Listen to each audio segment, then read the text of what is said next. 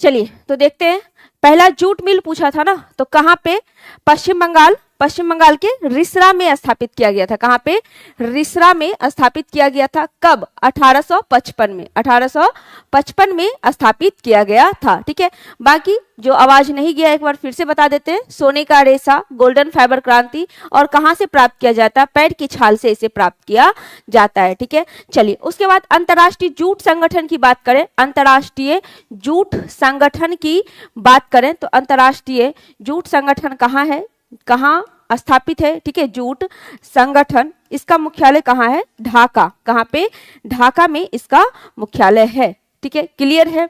तो आंसर क्या होगा आपका? ऑप्शन नंबर बी सही आंसर हो जाएगा। ऑप्शन नंबर बी सही आंसर हो जाएगा। बंगाल, बंगाल इसका सही आंसर हो जाएगा। बाकी जूट उत्पादन में पहला स्थान किसका? अभी भी पश्चिम बंगाल का। पश्चिम बंगाल पहले स्थान पे है। पश्चिम बंगाल पहले स्थान पे है। और अपने बिहार की बात करें तो पहले स्थान पे कौन है? पूर्णिया पहले स्थान पे है, पूर्णिया। आगे चलते क्वेश्चन नंबर 72। क्वेश्चन नंबर 72 देखिए और बताइए क्या होगा। क्या कह रहा है क्वेश्चन? डैश भारत में एक प्रमुख शक्ति प्रदान करने वाला निगम है और इसके पास पर्यावरण प्रबंधन प्रणाली 14001 के लिए ISO प्रमाणन है। कौन सा ऐसा है? ठीक है, कौन सा है बताना है। कौन सा है ये बताना है।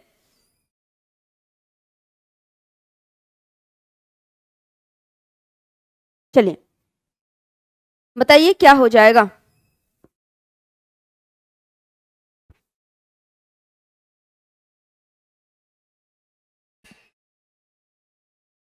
इसमें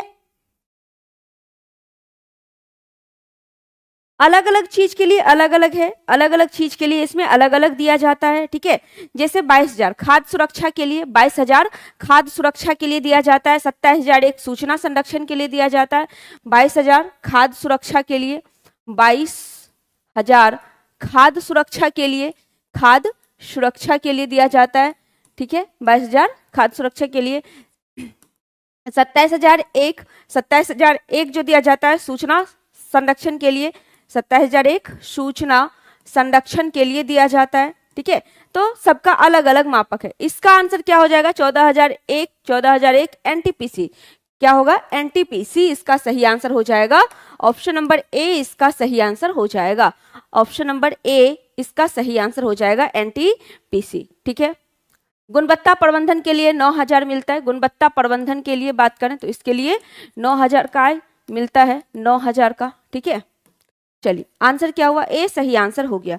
आगे चलते क्वेश्चन नंबर 73 देखिए क्या है। 73 है पारिस्थितिकी खेती की परंपरागत विधि द्वारा नई पद्धतियों के विकास को किसके द्वारा प्रचलित किया गया है? बीज बचाओ आंदोलन, नवधान्य, तवा मत्स्य संघ। इसमें दो आपको समझ में आ रहा होगा। बीज बचाओ आंदोलन क्या है और तवा मत्स्य, मत्स्य मतलब मछली। ठीक है, ये मछली से संबंधित है। और ये बीज बचाओ आंदोलन बीज। नवधान्य क्या है? नवधान्य क्या है? ये 9 बीज, 9 बीज नवधान्य का मतलब होता है क्या? 9 बीज, 9 बीज, 9 बीज नवधान्य का मतलब होता है। चलिए अब इसका आंसर क्या होगा ये बताना है। इसका आंसर क्या हो जाएगा ये बताना है। चलिए बीज बचाओ 1980 में, 1980 में बीज बचाओ आंदोलन हुआ था। 1982 में नवधान्य यानी 9 बीज संबंधी जो क्रांति हुई थी ये आपका 982 में हुआ था। उसके बाद 1982 में सॉरी, और 1996 में तवा मत्स्य उद्योग, 1992 में तवा मत्स्य उद्योग कहाँ पर? मध्य प्रदेश में। कहाँ पे? मध्य प्रदेश में हुआ था। ये सभी पारिस्थितिकी खेती से ही संबंधित है। तो आंसर क्या हो जाएगा आपका? आंसर हो जाएगा ऑप्शन नंबर डी। उपयुक्त में से एक से अधिक इसका सही आंसर हो जाएगा। उपयुक्त में से एक से अधिक। ठीक है, क्लियर है? यहां तक क्लियर है? मध्य प्रदेश में तवा मत्स्य संघ जो कि मछली के उत्पादन के लिए था, 1982 में नव बीज से संबंधित नवदान्य कहा जाता है। उसके बाद बीज बचाओ आंदोलन जो कि 1980 में उत्तराखंड में चलाया गया था, वो बीज बचाओ आंदोलन था। ये सभी परंपरागत विधि है पारिस्थितिकी खेती का, ठीक है, ये सभी परंपरागत विधि है पारिस्थितिकी खेती का। तो आंसर क्या हुआ? ऑप्शन नंबर डी सही आंसर इसका हो गया डी। चलिए आगे चलते हैं, क्वेश्चन नंबर 74। निम्नलिखित नदियों में कौन सी नदी या मुहाना दहाना, ठीक है, बनाती है? माही है, ताप्ती है, पेन्नार है या नर्मदा है? कौन सा हो जाएगा? चलिए अगर बात करें माही नदी भी क्या करती है? अरब सागर में गिरती है और डेल्टा के बजाय किसका निर्माण करती है? एस्चुरी का निर्माण करती है। ताप्ती नदी तो करती ही है, ये तो जानते ही, और नर्मदा भी करती है। तो नर्मदा, ताप्ती और माही ये तीनों नदी डेल्टा के बजाय किसका? एस्चुरी का निर्माण करती है। बाकी सारी नदियां जो बंगाल की खाड़ी में गिरती है वो डेल्टा का निर्माण करती है। पेन्नार ये कहाँ पे गिरती है? बंगाल की खाड़ी में गिरती है। तो आंसर क्या होगा? 1, 2 और 4 इसका सही आंसर होगा। ऑप्शन में नहीं है तो आंसर क्या होगा आपका? ऑप्शन नंबर डी सही आंसर होगा। उपयुक्त में से एक से अधिक इसका सही आंसर हो जाएगा। माही नदी की बात करें तो माही नदी के बारे में एक फेमस आपका क्या स्टेटमेंट नहीं, मतलब एक फेमस पॉइंट है आपका क्या कि माही नदी कर्क रेखा को 2 बार काटती है। माही नदी किसको? कर्क रेखा को 2 बार काटती है। कर्क रेखा को क्या? 2 बार काटती है ना। बाकी मकर रेखा को 2 बार कौन सी नदी काटती है ये आपको बताना है। मकर रेखा को 2 बार कौन सी नदी काटती है ये आपको बताना है, ठीक है। चलिए ताप्ती नदी और नर्मदा नदी, नर्मदा और ताप्ती के बारे में देखिए। नर्मदा और ताप्ती के बारे में, अमरकंटक की पहाड़ी से नर्मदा नदी निकलती है और ताप्ती मुल्ताई से निकलती है। ताप्ती मुल्ताई से निकलती है, लेकिन किस पहाड़ी के बीच से? विभ्रंश घाटी से होकर बहती है ना। विभ्रंश घाटी से होकर दोनों बहती है। विभ्रंश घाटी से होकर बहती है नर्मदा और ताप्ती। और एक कौन सी है? दामोदर नदी है। ये तीनों नदी विभ्रंश घाटी से होकर बहती है। जिसमें हम अभी नर्मदा और ताप्ती की बात कर रहे हैं, ये आपका है विंध्याचल श्रेणी। ये क्या है? विंध्याचल श्रेणी। ये क्या है आपका? सतपुड़ा श्रेणी। ये क्या? सतपुड़ा श्रेणी है, ठीक है। और इसके नीचे में क्या है? अजंता श्रेणी। इसके नीचे में क्या है? अजंता श्रेणी इसके नीचे में स्थित है, ठीक है। इसके बीच से निकलती है नर्मदा नदी निकलती है, ठीक है। और इसके बीच से निकलती है ताप्ती। इसके बीच से निकलती है ताप्ती, ठीक है। तो विंध्याचल और सतपुड़ा के बीच से नर्मदा, सतपुड़ा और अजंता के बीच से ताप्ती नदी निकलती है, ठीक है। तो आंसर आपका क्या हुआ? ऑप्शन नंबर डी इसका सही आंसर हो गया। बाकी इस दोनों के बारे में क्या याद रखना है? दोनों विभ्रंश घाटी से होकर बहती है। विभ्रंश घाटी से होकर बहती है, ठीक है। विभ्रंश घाटी से होकर बहती है। क्लियर है? चलिए आगे चलते हैं, क्वेश्चन नंबर 75। अजीब सा स्मेल आ रहा है यहाँ।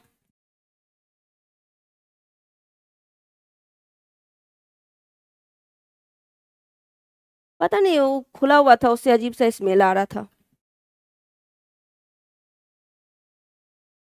चलिए क्वेश्चन नंबर 75। सबसे पुराना तेल का भंडार कहाँ है? सबसे पुराना तेल का भंडार कहाँ है? ये क्वेश्चन हो चुका है, बहुत बार हुआ है ना डिस्कशन में। बताइए, बम्बई हाई महाराष्ट्र, अंकलेश्वर गुजरात, डिगबोई असम, एक से अधिक या इनमें से कोई भी नहीं। सबसे पुराना तेल क्षेत्र के बारे में पूछा गया है, कहाँ पे है? चलिए सबसे पहले बम्बई हाई की बात करते हैं। बम्बई हाई इसकी खोज कब हुई? 1973 में। खोज कब हुई? 1973 में खोज हुई, ठीक है। यहाँ पे ओएनजीसी के द्वारा उत्पादन कब से शुरुआत किया गया? 1976 से, ठीक है। बम्बई हाई कहाँ पे है? महाराष्ट्र में आपका है। अंकलेश्वर कहाँ है? गुजरात में है। गुजरात में और आपका कौन सा होगा? खंभात की खाड़ी। कौन सा? खंभात की खाड़ी भी कहाँ पे है? गुजरात में ही है, जहाँ पे तेल का भंडार है, ठीक है। उसके बाद डिगबोई असम में है।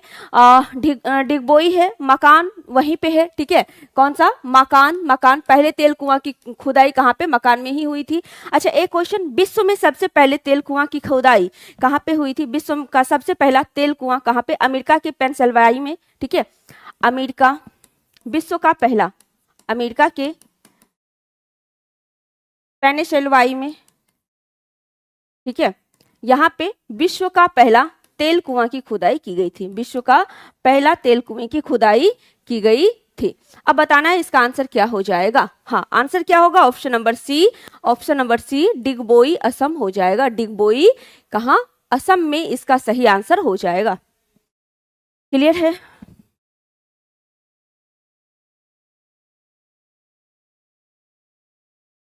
चलिए, अच्छा इसका नाम क्या था जो 1960 में आपका खोजा गया था, ठीक है, 1960 में नाम था वसुंधरा। नाम क्या था, वसुंधरा, वसुंधरा, ठीक है, इस तेल कुएं का नाम वसुंधरा था। चलते हैं आगे, क्वेश्चन नंबर 76, क्वेश्चन नंबर 76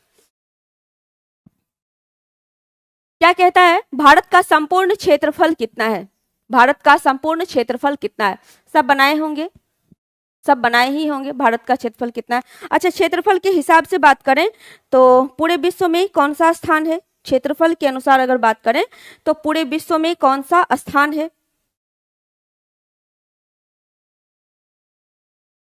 पूरे विश्व में कौन सा स्थान है, पूरे विश्व में स्थान है सातवां, कौन सा, सातवां है, ठीक है। अच्छा, पूरे विश्व के क्षेत्रफल का कितना प्रतिशत, पूरे विश्व के क्षेत्रफल का 2.48%, पूरे विश्व के क्षेत्रफल का 2.48% इसका क्षेत्रफल है, ठीक है। इसकी आकृति कैसी है, आकृति कैसी है बताइए, आकृति कैसी है, ठीक है, 2.48% पूरे विश्व के क्षेत्रफल का। उत्तर से दक्षिण, उत्तर से दक्षिण और पूरब से पश्चिम की लंबाई, उत्तर से दक्षिण और पूरब से पश्चिम की लंबाई, ठीक है। उत्तर से दक्षिण 3214 किलोमीटर और पूरब से पश्चिम की लंबाई 2933 किलोमीटर लंबाई है, ठीक है।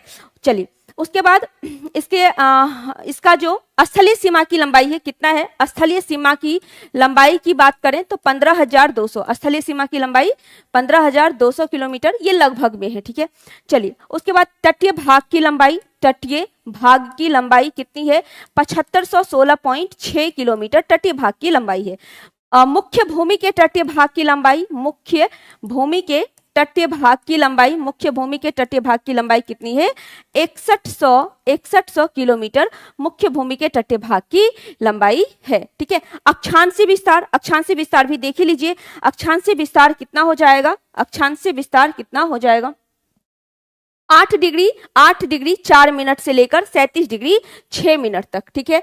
8 डिग्री 4 मिनट से 37 डिग्री 6 मिनट, ठीक है, ये मुख्य भूमि का है। और संपूर्ण भारत का बात करेगा तो 6 डिग्री 4 मिनट हो जाएगा, ठीक है। 8 डिग्री 4 मिनट से लेकर 37 डिग्री 6 मिनट उत्तरी अक्षांश में, और पूर्वी देशांतर कितना है, 68 डिग्री 7 मिनट से 97 डिग्री 25 मिनट पूर्वी देशांतर हो जाएगा। ये आपका पूर्वी देशांतर हो जाएगा, ठीक है, पूर्वी देशांतर। तो ये भारत का अक्षांशीय विस्तार हो गया। बाकी क्षेत्रफल कितना है, 32,87,263 इसका क्षेत्रफल हो जाएगा, 32,87,263। आंसर ऑप्शन नंबर बी सही आंसर इसका हो जाएगा, option number B 32,87,263, answer option number B. चलिए, क्लियर है यहां से सब कुछ, सारा डाटा अपने भारत के बारे में क्लियर है। चलिए आगे चलते हैं, क्वेश्चन नंबर 77, स्वर्णिम चतुर्भुज, स्वर्णिम चतुर्भुज सुपर हाईवे समय और दूरी को कम करने के लिए भारत के 4 प्रमुख शहर को जोड़ता है। स्वर्णिम चतुर्भुज योजना ही है भारत का जो 4 मुख्य नगर है उसको जोड़ना इसका उद्देश्य है, और उसके बीच में डिस्टेंस कम करना है। तो निम्नलिखित में से किस विकल्प में वो शहर शामिल है, मतलब आपको बताना है वो 4 शहर कौन कौन से हैं, ये आपको बताना है वो 4 शहर कौन कौन से हैं स्वर्णिम चतुर्भुज योजना, ठीक है। एक है गलियारा, जैसे उत्तर दक्षिण गलियारा, उत्तर से दक्षिण सीधा, ठीक है, श्रीनगर से लेकर कन्याकुमारी तक। और दूसरा है आपका पूरब से पश्चिम, पोरबंदर से लेकर कहां तक, सिलचर तक, ठीक है। चलिए, उत्तर दक्षिण गलियारे की बात करें, उत्तर दक्षिण गलियारा, उत्तर दक्षिण गलियारा, ठीक है, उत्तर दक्षिण गलियारा, ये कहां से कहां तक है, श्रीनगर से लेकर कहां तक, कन्याकुमारी तक, कन्याकुमारी तक हो जाएगा, ठीक है। पूरब पश्चिम गलियारा, पूरब पश्चिम गलियारा, पूरब पश्चिम गलियारा, ये कहां से कहां तक है, पूरब पश्चिम गलियारा, तो ये हो जाएगा आपका कहां से कहां तक, सिलचर से पोरबंदर तक, असम के सिलचर से कहां तक, पोरबंदर तक हो जाएगा, सिलचर से पोरबंदर तक, पूरब पश्चिम गलियारा और उत्तर दक्षिण गलियारा श्रीनगर से कन्याकुमारी तक। स्वर्णिम चतुर्भुज योजना, आंसर कीजिए इसका क्या होगा, गलियारा की बात करें तो इसमें जो टोटल लंबाई है वो 7522 किलोमीटर है। टोटल लंबाई कितनी, गलियारा की बात करें दोनों मिलाकर, दोनों गलियारा मिलाकर 7522 किलोमीटर टोटल है। अब स्वर्णिम चतुर्भुज, इसमें 4 जो महानगर है वो कौन कौन सा हो जाएगा, दिल्ली हो जाएगा, चेन्नई हो जाएगा, ठीक है, मुंबई, दिल्ली, चेन्नई, मुंबई और कलकत्ता, इस 4 महानगर को जोड़ने की इसमें बात की गई है, ठीक है। चलिए, टोटल लंबाई कितनी, 5846 किलोमीटर, ठीक है। कौन कौन सा 4 महानगर, उत्तर में दिल्ली है, ठीक है, उसके बाद पूर्व की तरफ आइए, पश्चिम बंगाल में कोलकाता है, दक्षिण की तरफ जाइए आपको चेन्नई मिलेगा और चेन्नई से आप पश्चिम की तरफ आइए मुंबई। ये इस तरह से चतुर्भुजाकार आकृति बनती है, इसीलिए इसे स्वर्णिम चतुर्भुज योजना बोलते हैं। आंसर क्या हुआ, ऑप्शन नंबर ए इसका सही आंसर हो गया, ऑप्शन नंबर ए। एक भारतमाला परियोजना भी है, वो भी किससे संबंधित है, वो भी सड़क परिवहन से ही संबंधित है, सड़क परिवहन से ही भारतमाला परियोजना संबंधित है, जिसमें 26 किलोमीटर के लगभग आर्थिक गलियारा को जोड़ा गया है। आगे क्वेश्चन नंबर 78, बांध और उनकी स्थिति वाले राज्यों का निम्न में से कौन सा युग्म सही सम्मिलित नहीं है, कौन सा सही सम्मिलित नहीं है, बताइए कौन सा हो जाएगा।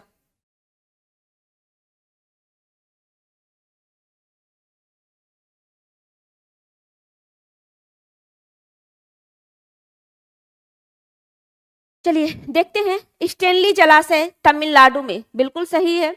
नागार्जुन सागर आंध्र प्रदेश, बिल्कुल सही है, कृष्णा नदी पर। शांति सागर केरल में, ये आपका गलत हो जाएगा। इसके अलावा भी बहुत सारा है, जैसे पंचेत बांध, पंचेत बांध किस नदी पर, दामोदर नदी पर, पंचेत बांध दामोदर नदी पर, दामोदर नदी पर स्थित है, ठीक है।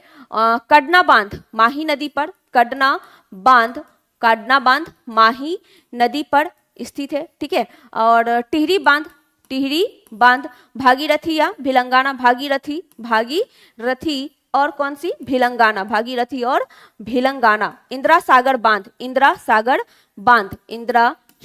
बांध ये किस नदी पर है, नर्मदा नदी पर। इंदिरा सागर बांध नर्मदा नदी पर स्थित है, नर्मदा नदी पर स्थित है।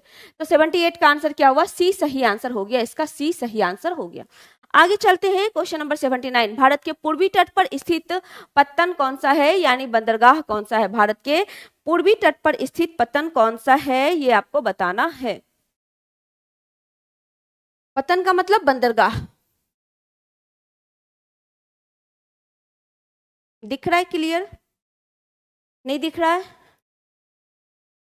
चलिए हम बताते चलते हैं, ठीक है, बस एक आप व्यू लेते चलिए, ठीक।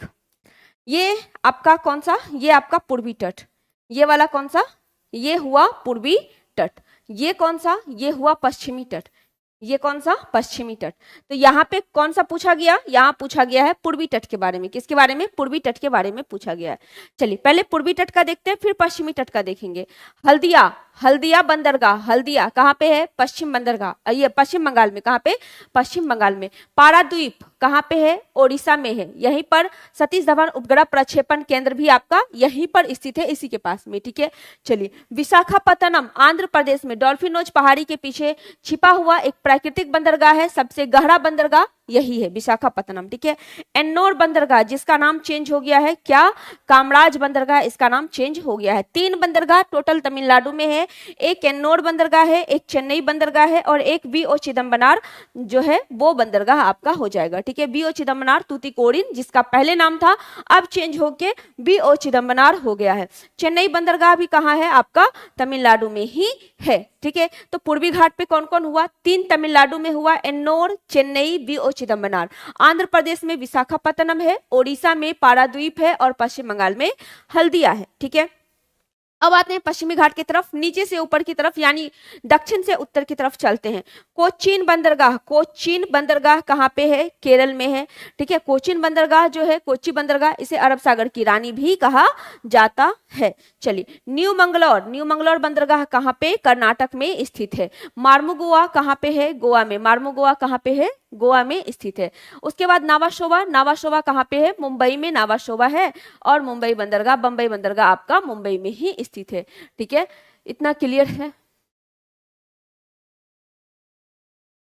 चलिए, उसके बाद एक पोर्ट ब्लेयर बंदरगाह है जो कि भारत की केंद्र शासित प्रदेश अंडमान निकोबार है, वहां पे पोर्ट ब्लेयर बंदरगाह हो जाएगा, पोर्ट ब्लेयर। चलिए, अब आते हैं क्वेश्चन की तरफ। अब बताइए पूर्वी तट पे कौन सा है? कांडला, हल्दिया, पारादीप, हल्दिया, ठीक है, पारादीप और कांडला।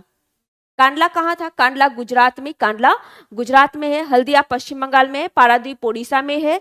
तो कौन सा हो जाएगा? पारादीप और हल्दिया इसका सही आंसर हो जाएगा, ऑप्शन नंबर बी सही आंसर हो जाएगा, बी। चलिए आगे चलते हैं, क्वेश्चन नंबर 80। भारत में जनसंख्या की त्वरित वृद्धि का प्रमुख कारक क्या है? त्वरित वृद्धि का प्रमुख कारक क्या है, ये आपको बताना है।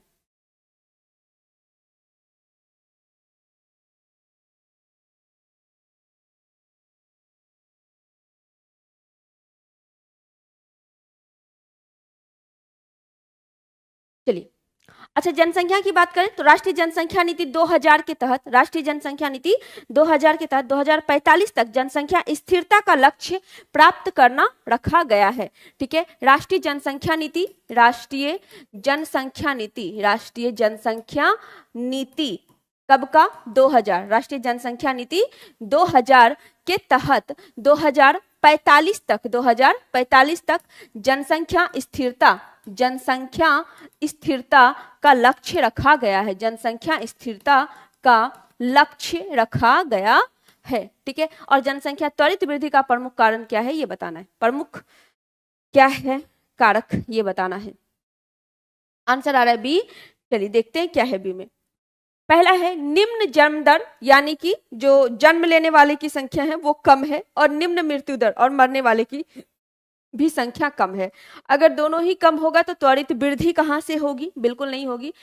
दूसरा है उच्च जन्म दर, यानी जन्म लेने वाले जो हैं वो ज्यादा हैं, उसका रेट ज्यादा है, उसका दर ज्यादा है, और जो मरने वाले हैं मतलब मृत्यु रेट जो है वो आपका काफी कम है। ठीक है, यही आपका होगा, यही आपका होगा। और तीसरा है बढ़ती जन्म दर और बढ़ती मृत्यु दर। ठीक है, तो ये नहीं होगा, आंसर हो जाएगा ऑप्शन नंबर बी, उच्च जन्म दर और आपका क्या? निम्न मृत्यु दर। ठीक है, बी आंसर हो जाएगा। आगे चलिए question number 81। Horn of Africa, horn of Africa कहलाने वाले विभिन्न 4 देश में कौन सा देश स्थल रुद्ध देश है? ठीक है, अच्छा पहले हम लोग स्थल रुद्ध देश की बात कर लेते हैं, स्थल रुद्ध देश की बात कर लेते हैं, उसके बाद हॉर्न ऑफ अफ्रीका पे आएंगे। स्थल रुद्ध देश की बात करें तो सबसे बड़ा स्थल रुद्ध देश कौन सा है? सबसे बड़ा स्थल रुद्ध देश है कजाकिस्तान। कौन सा है? कजाकिस्तान सबसे बड़ा स्थल रुद्ध देश है। अच्छा, दोहरा स्थल रुद्ध देश कौन सा है? दोहरा स्थल रुद्ध देश, दोहरा स्थल रुद्ध देश कौन सा हो जाएगा? कौन सा है? 2 देश है। कौन सा है? 2 देश है, एक लिंचेस्तान, लिंचेस्तान, ठीक है, और दूसरा उज्बेकिस्तान, उज्बेकिस्तान हो जाएगा। ये दोनों देश जो है, ये दोनों देश जो है दोहरा स्थल रुद्ध देश है। क्लियर है? चलिए उसके बाद हॉर्न ऑफ अफ्रीका की बात करते हैं, हॉर्न ऑफ अफ्रीका की बात करते हैं। ये जो हॉर्न ऑफ अफ्रीका है इसमें 4 देश आते हैं, 4 देश आते हैं, और ये अफ्रीका का पूर्वी भाग है। अफ्रीका का पूर्वी भाग जो होता है, अफ्रीका का पूर्वी भाग जो है यही हॉर्न ऑफ अफ्रीका कहलाता है, जिसमें 4 देश हैं, इरिट्रिया है, इथोपिया है, जिबूती है और सोमालिया है। ठीक है, कौन कौन है? इरिट्रिया है, जिबूती है, सोमालिया है और इथोपिया है। ये 4 देश मिलकर, ये 4 देश अफ्रीका का पूर्वी देश है जो मिलकर हॉर्न ऑफ अफ्रीका कहलाता है, हॉर्न ऑफ अफ्रीका कहलाता है। बाकी इसका आंसर क्या हो जाएगा? क्या हो जाएगा? इसमें से कौन सा देश है जो स्थल रुद्ध है? तो कोई भी नहीं, कोई भी नहीं इसका सही आंसर हो जाएगा, ऑप्शन नंबर ई इसका सही आंसर हो जाएगा, कोई भी नहीं। चलिए आगे चलते, क्वेश्चन नंबर 82। अंतरराष्ट्रीय तिथि रेखा गुजरती है लखनऊ, दिल्ली, इलाहाबाद के नैनी से, कहां से गुजरती है? कहां से गुजरती है बताना है।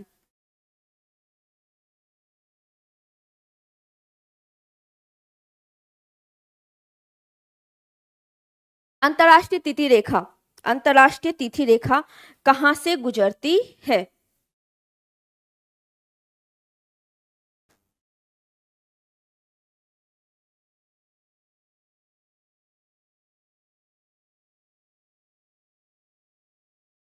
चलिए अंतरराष्ट्रीय तिथि रेखा की बात करें तो 180 डिग्री देशांतर रेखा जो है उसे अंतरराष्ट्रीय तिथि रेखा कहते हैं।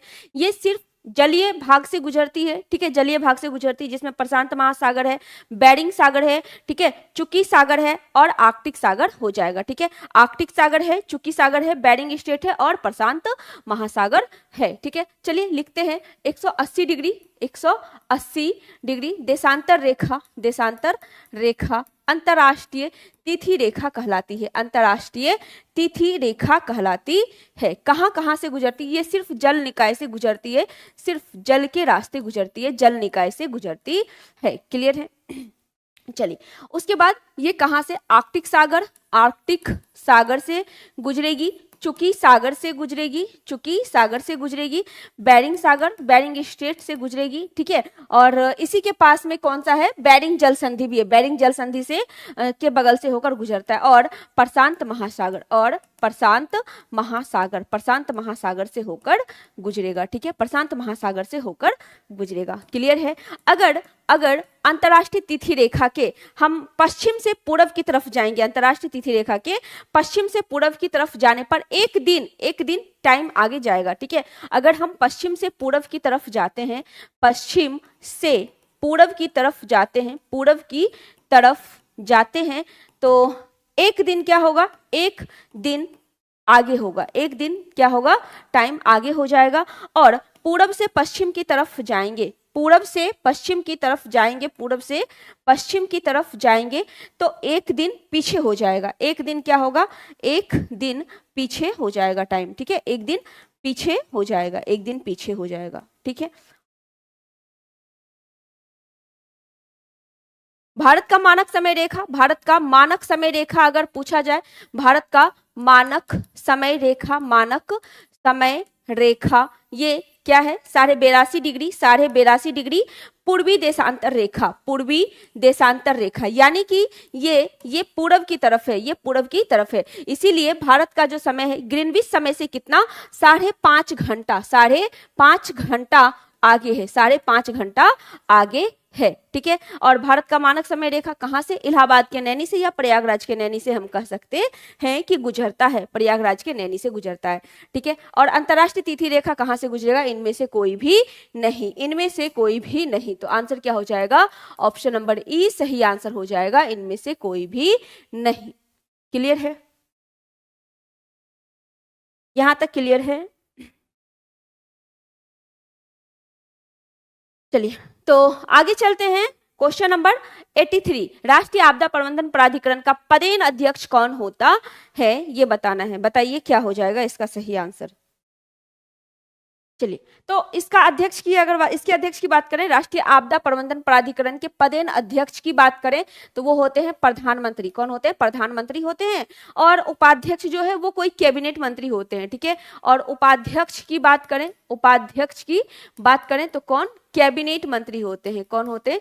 कैबिनेट मंत्री होते हैं, कैबिनेट मंत्री उपाध्यक्ष होते हैं, ठीक है। अच्छा, राष्ट्रीय आपदा प्रबंधन प्राधिकरण की स्थापना कब की गई थी? 2005 का अधिनियम था, 2005 के अधिनियम के तहत 27 सितंबर 2006 को, ठीक है, 2005 के अधिनियम के तहत, 2005 के अधिनियम के तहत 27 सितंबर 2006 को इसकी स्थापना की जाती है, 2006 को इसकी स्थापना की जाती है। चलिए आगे क्वेश्चन नंबर 84, पृथ्वी के वायुमंडल का सर्वाधिक घनत्व कहाँ होता है? ये बताना है। सर्वाधिक घनत्व कहाँ होता है? क्षोभ मंडल में, समताप मंडल में, मध्य मंडल में, एक से अधिक या इनमें से कोई भी नहीं? इनमें से कोई भी नहीं।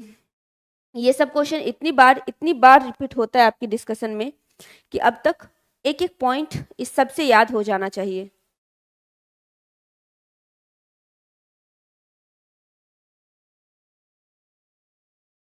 चलिए, कहाँ होगा सर्वाधिक घनत्व? तो क्षोभ मंडल में होगा। कहाँ? क्षोभ मंडल में होगा। तो आंसर क्या होगा?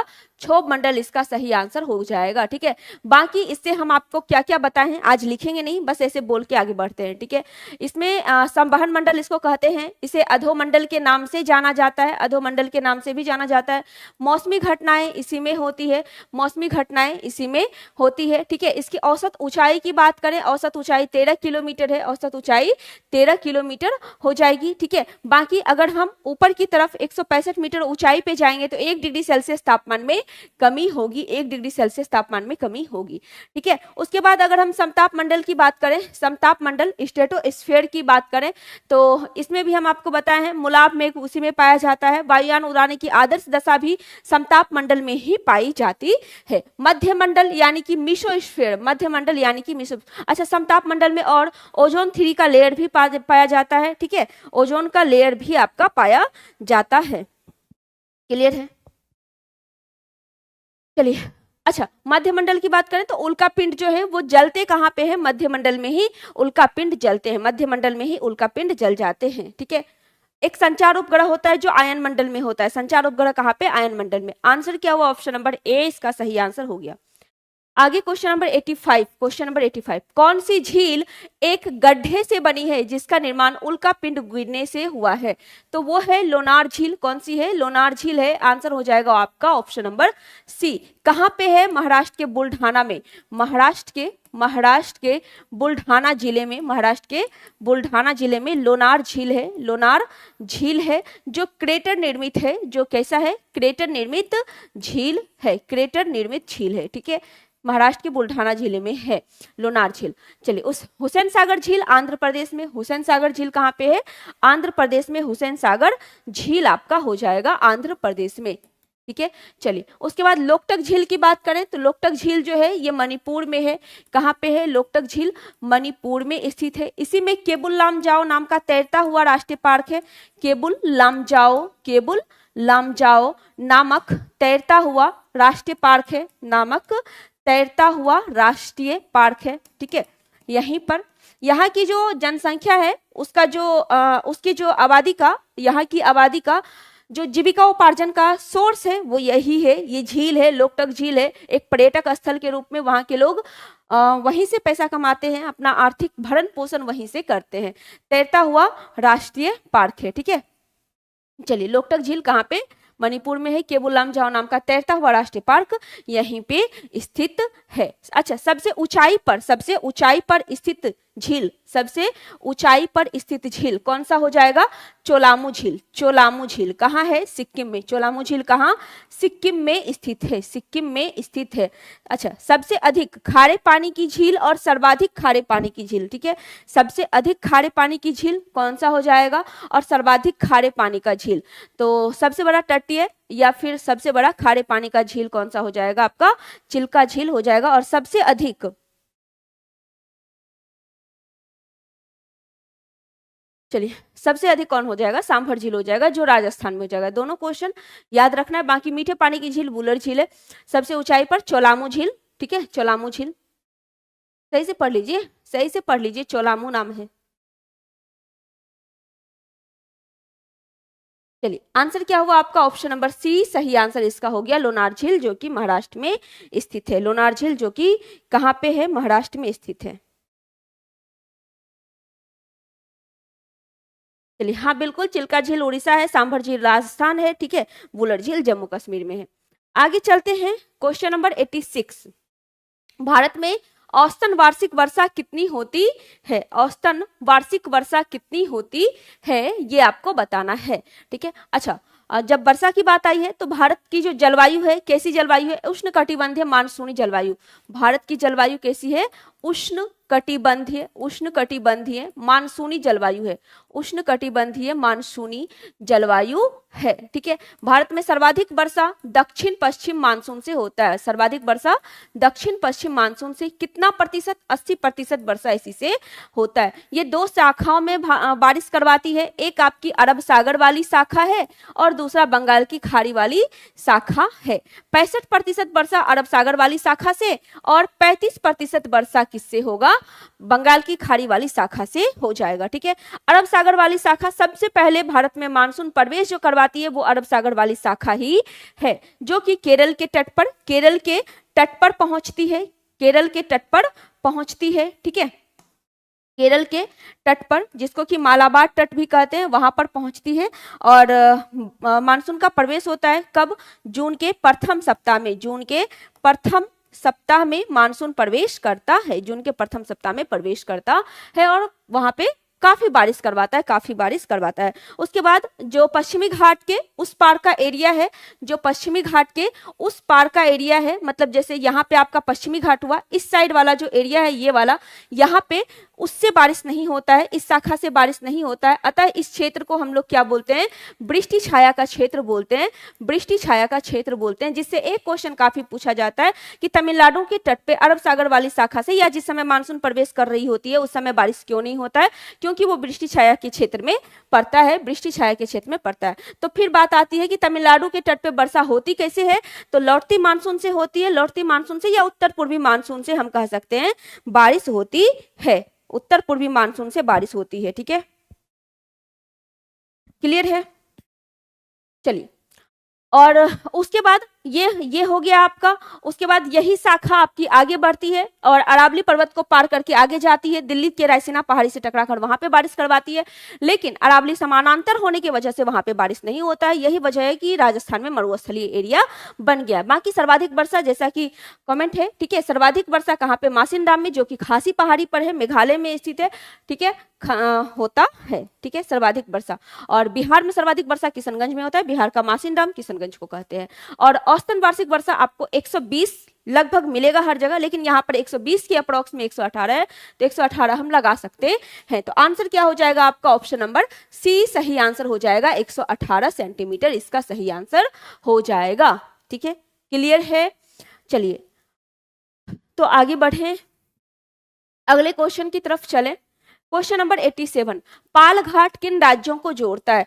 ये दक्षिण भारत में मुख्यतः 4 आपके दर्रे हैं, 4 दर्रे हैं, भोरघाट, पालघाट, ठीक है, थालघाट, भोरघाट, पालघाट और एक सेनकोटा दर्रा। ये 4 दर्रे मुख्य रूप से आपके हैं। तो चारों को याद रखना है, कौन कहाँ कहाँ किसको किसको जोड़ता है। कौन कौन सा है, पहला थालघाट लिखते हैं, थालघाट दर्रा। ठीक है, कहां से कहां, नासिक से मुंबई, कहां से, नासिक से मुंबई को थालघाट दर्रा जोड़ता है, नासिक से मुंबई जोड़ता है। ठीक है, चलिए दूसरा भोरघाट दर्रा, भोरघाट दर्रा मुंबई से पुणे को जोड़ता है, मुंबई से कहां, पुणे को भोरघाट दर्रा जोड़ेगा।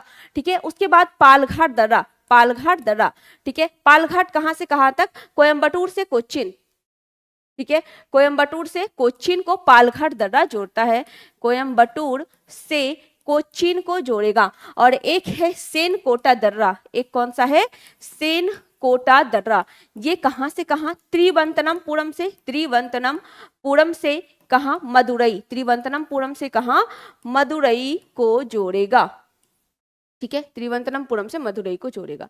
अब बताना है पालघाट, सिक्किम से पश्चिम बंगाल। भाई ये चारों जो है, ये चारों जो है आपका कहाँ का है, दक्षिण भारत का है, दक्षिण भारत का है, और वो वहां पूर्वी भारत की बात कर रहा है। ठीक है, महाराष्ट्र और गुजरात, केरल और तमिलनाडु। अब इस दोनों में से आप बताइए एग्जैक्ट क्या हो जाएगा, एग्जैक्ट क्या हो जाएगा।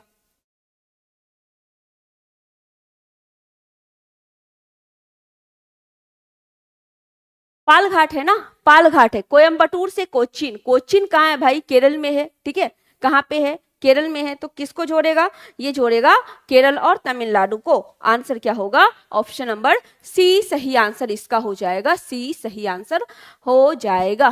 क्लियर है। चलिए, तो आगे बढ़ते हैं। जब ये क्लियर हो चुका है आपका, क्वेश्चन नंबर 88, मुजफ्फरपुर, दरभंगा, चंपारण जिले में कौन सी मिट्टी अधिकांशतः पाई जाती है, कौन सी मिट्टी पाई जाती है ये बताना है। क्या क्या है, काली मिट्टी है, नवीन जलोढ़ है या प्राचीन जलोढ़ मिट्टी है। मुजफ्फरपुर है, दरभंगा है, चंपारण, ये सभी एरिया कहाँ पे आता है, ये आपका कहाँ आता है, पश्चिम चंपारण, पूर्वी चंपारण, ये सब आपका दरभंगा, मधुबनी, सुपौल, ठीक है, ये सब आपका आता है उत्तरी बिहार में। कहाँ पे आता है, उत्तरी बिहार में ये सारा आपका आता है। ठीक है, उत्तरी बिहार और दक्षिणी बिहार के क्रम के अनुसार मिट्टी को अलग अलग बांटा गया है।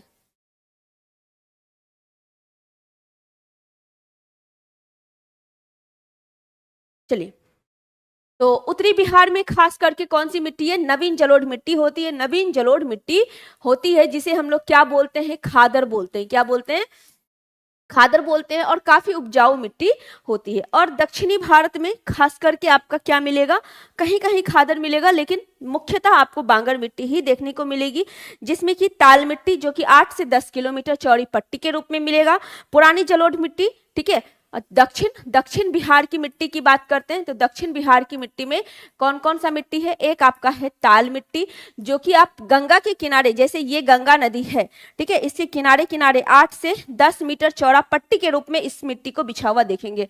पट्टी के रूप में ये मिट्टी आपको बिछा हुआ मिलेगा, 8 से 10 किलोमीटर चौड़ा, ठीक है, 8 से 10 किलोमीटर चौड़ा दक्षिणी हिस्से में मिलेगा, गंगा के दक्षिणी हिस्से में। दूसरा करेल कबाल, दूसरा करेल कबाल मिट्टी, पुरानी जलोढ़ मिट्टी भी इसको बोलते हैं, करेल कबाल मिट्टी, ठीक है, ये रोहतास, गया, मुंगेर, पटना, भागलपुर इस सब एरिया में मिलेगा, ठीक है, ये आपको मिल जाएगा, रोहतास, पटना, गया, ठीक है, इस सब एरिया में ये मिट्टी मिल जाएगा, ठीक है। चलिए तीसरा, जो छोटा नागपुर के पठारी वाले हिस्से का मिट्टी है, छोटा नागपुर के पठारी वाले हिस्से का मिट्टी है, उसको हम लोग बलथर मिट्टी बोलते हैं। कौन सा बोलते हैं? बलथर मिट्टी उसे कहा जाता है, बलथर मिट्टी। ये कहाँ पे? छोटा नागपुर के पठारी वाले हिस्से में, छोटा नागपुर के पठारी वाले हिस्से में देखने को मिल जाएगा, ठीक है। अच्छा, दक्षिणी बिहार में गंगा की दक्षिण साइड 8 से 10 किलोमीटर चौड़ी पट्टी ताल मिट्टी कहलाती है। वहीं पर अगर हम गंगा के उत्तरी हिस्से की बात करें, वहां पे 5 से 7 किलोमीटर की जो मिट्टी है उत्तरी हिस्से में, उसको दलदली मिट्टी बोलते हैं। कौन सी? दलदली मिट्टी कहा जाता है। ये आपको गंगा के उत्तर साइड में, गंगा के उत्तर साइड में 5 से 7 किलोमीटर चौड़ी पट्टी के रूप में दिखेगा, ठीक है, 5 से 7 किलोमीटर, वो 8 से 10 किलोमीटर गंगा के दक्षिण में और ये उत्तर में। चलिए आंसर क्या हुआ? क्वेश्चन नंबर डी सही आंसर इसका हो गया D. Next question number 89, question number 89, कुल जनसंख्या को उपलब्ध कृषि योग्य भूमि के क्षेत्रफल से विभाजित करने पर क्या मिलता है? क्वेश्चन बड़े ही ध्यान से पढ़िएगा, क्योंकि अगर इसको उल्टा करेगा तो आपका कुछ और निकल जाएगा, ठीक है, इसलिए क्वेश्चन को ध्यान से पढ़ के आंसर बताना है क्या हो जाएगा, ठीक है, क्योंकि अगर उल्टा किया तो आंसर आपका कुछ और आ जाएगा। चलिए, अगर हम जो कृषि योग्य भूमि है उससे जनसंख्या को भाग देंगे तो जनसंख्या घनत्व तो निकल जाएगा, ठीक है, क्या निकलेगा? जनसंख्या घनत्व तो निकल जाएगा। जनसंख्या घनत्व तो कैसे निकालते हैं? जनसंख्या घनत्व तो टोटल जो जनसंख्या है वो जनसंख्या घनत्व तो निकालते हैं, जो जनसंख्या है वो और जो क्षेत्रफल है वो भाग देते हैं और क्या निकल जाता है? आपका निकल जाता है जनसंख्या घनत्व, ठीक है, जनसंख्या को क्षेत्रफल से डिवाइड करने पर जनसंख्या घनत्व निकलता है, ठीक है। सर्वाधिक जनसंख्या घनत्व अपने बिहार का है, और अगर पूरे में बात करें, पूरा भारत मिलाकर, यूटी और राज्य मिलाकर, तो दिल्ली का है, ठीक है। अगर केंद्र शासित प्रदेश पूछे तो भी कहाँ पर है? दिल्ली है। अगर स्पेशली राज्य पूछे तो बिहार है, 1106 है, और सबसे कम कहाँ पे है? अरुणाचल प्रदेश में हो जाएगा, ठीक है। लेकिन यहाँ पर है कुल जनसंख्या को उपलब्ध कृषि योग्य भूमि के क्षेत्रफल से विभाजित करने पर कृषि घनत्व मिलता है, ठीक है। टोटल क्षेत्रफल से डिवाइड करेंगे तो जनसंख्या घनत्व मिलेगा, लेकिन यहाँ पर स्पेशली दे दिया है कृषि योग्य भूमि से डिवाइड करेंगे तो कृषि घनत्व निकलेगा। क्या निकलेगा? कृषि घनत्व निकलेगा। इसीलिए बोले थे क्वेश्चन को ध्यान से देखने, कुल जनसंख्या को कृषि योग्य भूमि से डिवाइड करेंगे तो कृषि घनत्व निकलेगा, और कुल जनसंख्या को ही अगर हम क्षेत्रफल से डिवाइड करेंगे तो फिर क्या निकलेगा? हमारा जनसंख्या घनत्व निकलेगा। क्लियर है? चलिए नेक्स्ट क्वेश्चन नंबर 90, निम्नलिखित तुलना के आधार पर हिमालयी नदी की प्रायद्वीपीय नदी से तुलना करें, ठीक है, हिमालयी नदी की प्रायद्वीपीय नदी से तुलना करें। भारत में मुख्यतः नदी का विस्तार आप दो आधार पे देखेंगे, एक हिमालय से निकलने वाली नदी, दूसरा प्रायद्वीपीय पठार की नदियां। हिमालय से निकलने वाली नदी की बात करें, हिमालय से निकलने वाली नदी की बात करें तो इसमें 3 नदी तंत्र आपको देखने को मिलेगा, मुख्यतः 3 नदी तंत्र देखने को मिलेगा। एक सिंधु नदी तंत्र, जिसमें कि सिंधु की सारी सहायक नदी और सिंधु नदी आती है। दूसरा गंगा नदी तंत्र, जिसमें खुद गंगा नदी और गंगा की जितनी सहायक नदियां हैं वो देखने को मिलेगी। और तीसरा ब्रह्मपुत्र नदी तंत्र, जिसमें ब्रह्मपुत्र नदी और ब्रह्मपुत्र की सारी सहायक नदी के बारे में आप पढ़ते हैं। दूसरा प्रायद्वीपीय भारत की बात करें, प्रायद्वीपीय भारत में प्रायद्वीपीय भारत की जो नदियां हैं इसको भी 2 आधार पे बांटा गया है। एक जो अरब सागर वाली शाखा में गिरती है, और दूसरी जो बंगाल की खाड़ी वाली शाखा में गिरती है, ठीक है। इस आधार पे बांटा गया है प्रायद्वीपीय भारत की नदियां। अब यहाँ पे तुलना करने कह रहा है, कौन सा हो जाएगा, तुलना करने कह रहा है, बताइए क्या होगा क्वेश्चन नंबर 90 का आंसर, क्वेश्चन नंबर 90।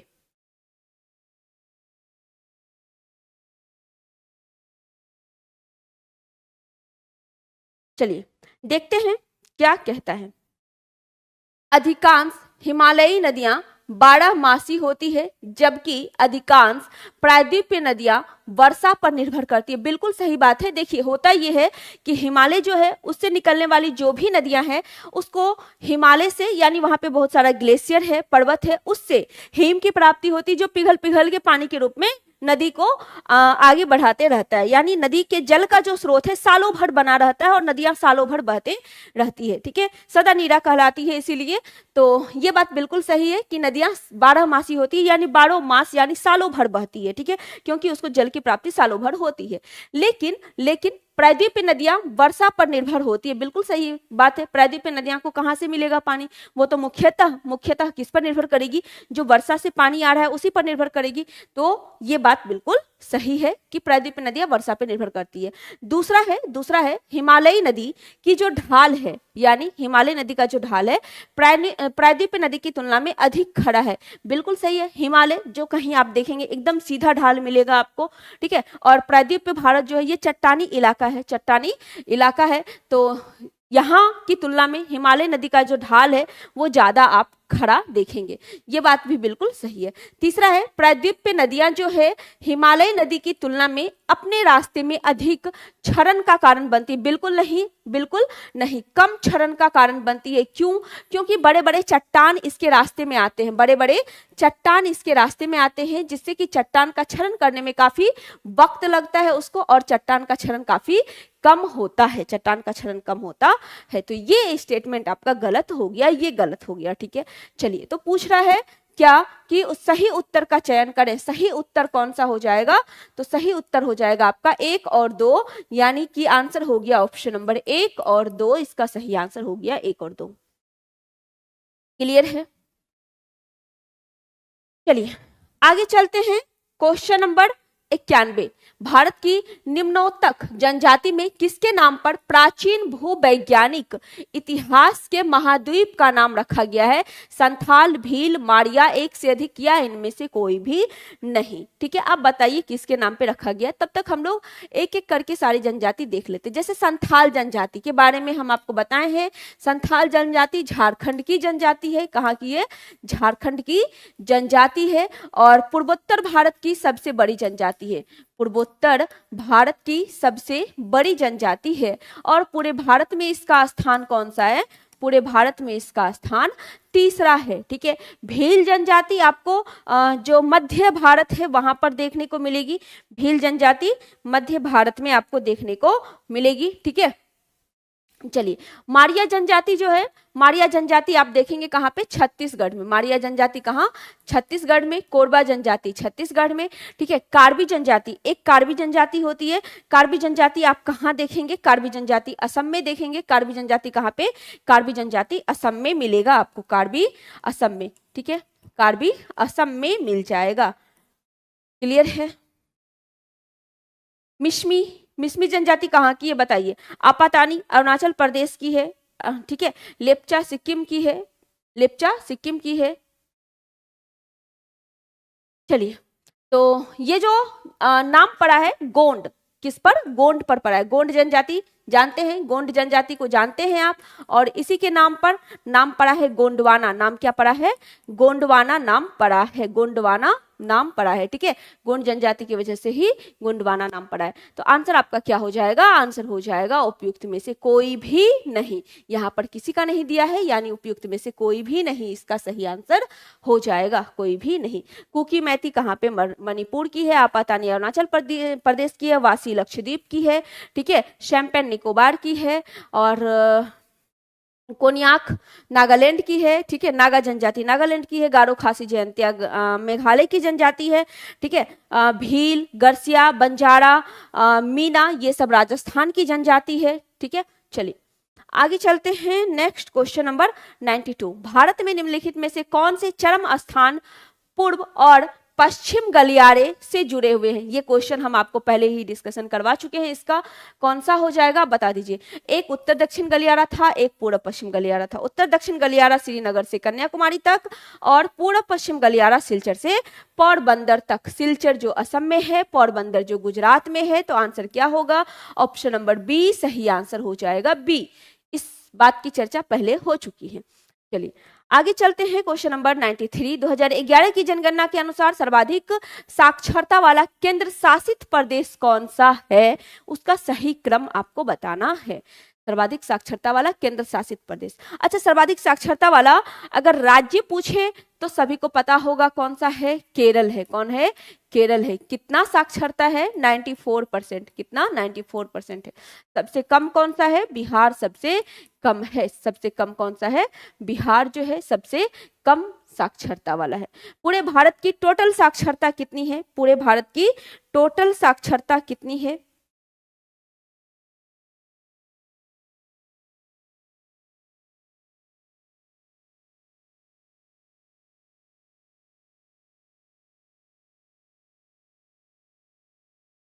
हाँ, कम में बिहार और सर्वाधिक में केरल।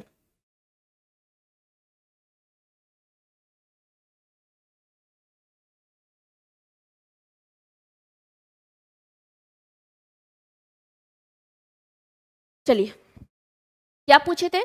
पूरे भारत की टोटल साक्षरता कितनी है? पूरे भारत की टोटल साक्षरता कितनी है? कितनी है? 73% है। पुरुष साक्षरता 81% के लगभग यानी 80.9% है। और महिला साक्षरता की बात करें तो 64.6% है। 64.6% है। अब बताइए 93 का आंसर क्या होगा? 93 का आंसर क्या हो जाएगा? चलिए, लक्षद्वीप है, उसके बाद दमन द्वीप है, फिर चंडीगढ़ है। ठीक है, तो आंसर हो जाएगा आपका ऑप्शन नंबर सी सही आंसर हो जाएगा। लक्षद्वीप, दमन द्वीप और चंडीगढ़। ठीक है, सर्वाधिक साक्षरता वाला केंद्र शासित प्रदेश हो जाएगा। ठीक है, बाकी भारत की साक्षरता कितनी है? 73% हो जाएगी। ठीक है, चलिए, जिसमें 80.9% पुरुष साक्षरता है, 64.6% महिला साक्षरता है। ठीक है, महिला साक्षरता है और ये पुरुष साक्षरता है और ये कुल साक्षरता भारत का है। ठीक है, चलिए आगे क्वेश्चन नंबर 94, भारत का वह राज्य जहां विश्व के थोरियम का विशाल भंडार है कौन सा है? कौन सा है बताइए? बताया है थोरियम की प्राप्ति मोनाजाइट से होती है। मोनाजाइट के बालू के निक्षेप के रूप में आपको थोरियम मिलेगा। कहाँ? मोनाजाइट। मोनाजाइट से प्राप्ति होती है। एक रेडियो सक्रिय तत्व है। सर्वाधिक उत्पादन केरल में होता है और विश्व का सबसे बड़ा भंडार भी कहाँ है? केरल में ही है। विश्व का सबसे बड़ा भंडार भी कहाँ? केरल में ही है। ठीक है, बाकी अगर हम कर्नाटक की बात, आंसर क्या हो जाएगा? पहले आंसर लगा लीजिए। आंसर हो जाएगा केरल। इसका सही आंसर हो जाएगा केरल। ठीक है, आंध्र प्रदेश की बात करें तो अभड़क। आंध्र प्रदेश की बात करें तो कौन है? आंध्र प्रदेश की बात करेंगे तो अभड़क इसका सही आंसर हो जाएगा। अभड़क के मामले में आंध्र प्रदेश पहले स्थान पे है। कर्नाटक की बात करें तो सोना। कौन है? सोना है, कोलार है, उट्टी है, हट्टी की खान है, कालगुड्डी और कर्लेगुड्डी की खान ऑस्ट्रेलिया की खान है, किम्बरले की खान दक्षिण अफ्रीका की खान है। ठीक है, क्लियर है? जस्ता राजस्थान में। जस्ता कहाँ पे? जस्ता की बात करें तो जस्ता राजस्थान में है। ठीक है, चांदी की बात करें तो चांदी भी पहले स्थान पे कौन है? राजस्थानी है। और पूरे विश्व में मैक्सिको है। ठीक है, कल के क्वेश्चन में भी आया था। पूरे विश्व में कौन है? मैक्सिको हो जाएगा। ठीक है, चलिए उसके बाद लौह अयस्क की बात करें। लौह अयस्क ये सब हम आपको अक्सर रिविजन करवाते रहते हैं। लौह अयस्क कहाँ पे है? ओडिशा में। लौह अयस्क कहाँ? ओडिशा। ठीक है, मैग्नीज मध्य प्रदेश। मैग्नीज मध्य प्रदेश हो जाएगा। टीन छत्तीसगढ़। टीन छत्तीसगढ़ हो जाएगा। टीन छत्तीसगढ़ हो जाएगा। थोरियम केरल हो जाएगा। बाकी आपको बताए थे मोनाजाइट। मोनाजाइट बताए थे जो कि उत्तराखंड में है। लिग्नाइट जो कि तमिलनाडु में है। ठीक है, लिग्नाइट लिग्नाइट लिग्नाइट कहाँ पे? तमिलनाडु में। तमिलनाडु में है। ठीक है, और मोनाजाइट की बात करें, मोनाजाइट कहाँ पे? केरल में। मोनाजाइट कहाँ पे? केरल में हो जाएगा। ठीक है, मोनाजाइट कहाँ पे? केरल में हो जाएगा। ठीक है, मैग्नीजाइट उत्तराखंड में। ठीक है, मैग्नीजाइट उत्तराखंड में। चलिए आंसर क्या हुआ? ए सही आंसर इसका हो गया ए। नेक्स्ट क्वेश्चन नंबर 95, नर्मदा प्रवाहित होती है। बताए हैं, ये क्वेश्चन भी बताए हैं, क्या बताए थे, ये विंध्याचल श्रेणी है, ये सतपुड़ा है, ये अजंता है, ये नर्मदा है, ये ताप्ती है। विवरंश घाटी से 3 नदियां प्रवाहित होती है, 3 नदियां, नर्मदा है, ताप्ती है, दामोदर है। ठीक है, दामोदर छोटे नागपुर के पठार से निकलती है, नर्मदा अमरकंटक की पहाड़ी से निकलती है, ताप्ती मुलताई से निकलती है। टोटल 3 नदियां हैं जिसका उद्गम भारत से बाहर होता है, सिंधु है, ब्रह्मपुत्र है और सतलज है। ठीक है, तीनों ही कैलाश मानसरोवर के तिब्बत का जो एरिया है, तिब्बत में जो स्थित है वहां से निकलती है, अलग अलग पॉइंट से निकलती है। बात करें ब्रह्मपुत्र की, तो ब्रह्मपुत्र भारत में प्रवेश करती है कहां से, यांगपा दर्रे होते हुए अरुणाचल प्रदेश से भारत में प्रवेश करती है, बंगाल की खाड़ी में जाकर गिरती है। सिंधु और सतलज की बात करें तो ये अरब सागर में जाकर गिरती है। तो बताइए नर्मदा कहां प्रवाहित होती है, सतपुड़ा, विंध्याचल, सतपुड़ा, अजंता, पहाड़ी और विंध्याचल। तो क्या होगा इसका आंसर, सतपुड़ा श्रेणी और विंध्याचल श्रेणी के बीच से नर्मदा नदी प्रवाहित होती है। ठीक है, आंसर हो गया आपका ऑप्शन नंबर ए, सही आंसर हो गया ए। क्वेश्चन नंबर 96, जादूगोड़ा की जो प्रसिद्ध खान है, जादूगोड़ा किस चीज के लिए फेमस है, किस चीज के लिए फेमस है बताए हुए हैं। कहाँ पे इसका सर्वाधिक उत्पादन होता है, अगर जादूगोड़ा की बात करें तो झारखंड में है, जो कि यूरेनियम के लिए काफी फेमस है, और यूरेनियम का सर्वाधिक उत्पादन कहाँ पे, झारखंड में ही होता है। ठीक है, आंसर क्या हुआ, ऑप्शन नंबर सी सही आंसर हो गया। बाकी लोग एस के बारे में बताया आपको, ओडिशा, मैग्नीज के बारे में बताए हैं आपको मध्य प्रदेश। क्लियर है।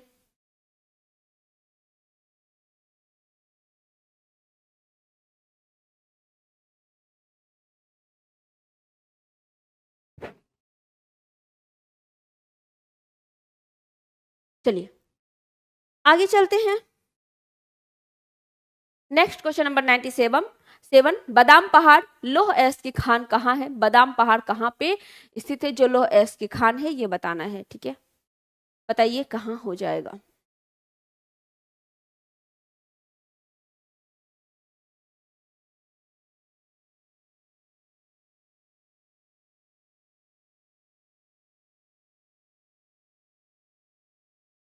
बादाम पहाड़ है कहाँ पे, ओडिशा। ठीक है, मयूरभंज और क्योंझर जिला, मयूरभंज और क्योंझर जिला। तो आंसर क्या होगा आपका, ऑप्शन नंबर ए सही आंसर हो जाएगा, मयूरभंज और क्योंझर जिला इसका सही आंसर हो जाएगा।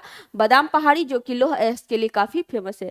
तो 97 का क्या हुआ, ए सही आंसर हो गया। चलिए नेक्स्ट चलते, क्वेश्चन नंबर 98, जनजाति है और राज्य है। मुंडा जनजाति झारखंड की, खासी मेघालय की, मिश्मी राजस्थान की। कौन सा सही सम्मिलित नहीं है, साफ साफ दिख रहा है। और पिछले वाले क्वेश्चन में हम बताए हुए हैं, आज हो ये रहा है कि जो आप 3-4 क्वेश्चन देख रहे हैं वो डिस्कशन में ही हो रहा है।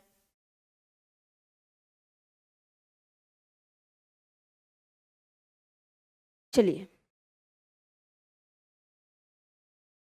ये बताए हुए हैं, मिसमी कहाँ पे है, मिसमी कहाँ है ये आपको बताए हैं, कहाँ पे, अरुणाचल प्रदेश की जनजाति है। ठीक है, और मुंडा झारखंड की है, सही है, खासी मेघालय की है, गारो, खासी, जयंतिया ये सब मेघालय की है। तो आंसर क्या होगा, ऑप्शन नंबर सी सही आंसर होगा। बाकी जनजाति के बारे में डिस्कशन हो ही चुका है। अच्छा, जनजातियों का मसीहा किसे कहा जाता है, ठक्कर बापा को, किसे कहा जाता है, ठक्कर बापा, ठक्कर बापा को जनजातियों का मसीहा कहा जाता है। जनजाति का मसीहा, जनजाति का मसीहा किसको, ठक्कर बापा को कहा जाता है। इसको भी याद रखिएगा। राजस्थान में बता दिए हैं, यहाँ पे जो जनजाति है, भील है, बंजारा है, गरसिया है, मीना है, ये सारी जनजाति कहाँ की, राजस्थान की। मेघालय की भी बताया है, झारखंड की भी बताया, तो बहुत सारा इस पे हो चुका है। आगे बढ़ते हैं। ठीक है, क्वेश्चन नंबर 99, पृथ्वी पर जीवन निम्नलिखित में से लगभग कितने वर्ष पहले आरंभ हुआ है, ये आपको बताना है। पृथ्वी पर जीवन लगभग कितने वर्ष आरंभ हुआ, ये 4-5 फैक्ट है इससे रिलेटेड जो आपको याद होने चाहिए, और अक्सर कंफ्यूजन भी उसी में होता है। 4-5 फैक्ट है जो आप याद रखेंगे।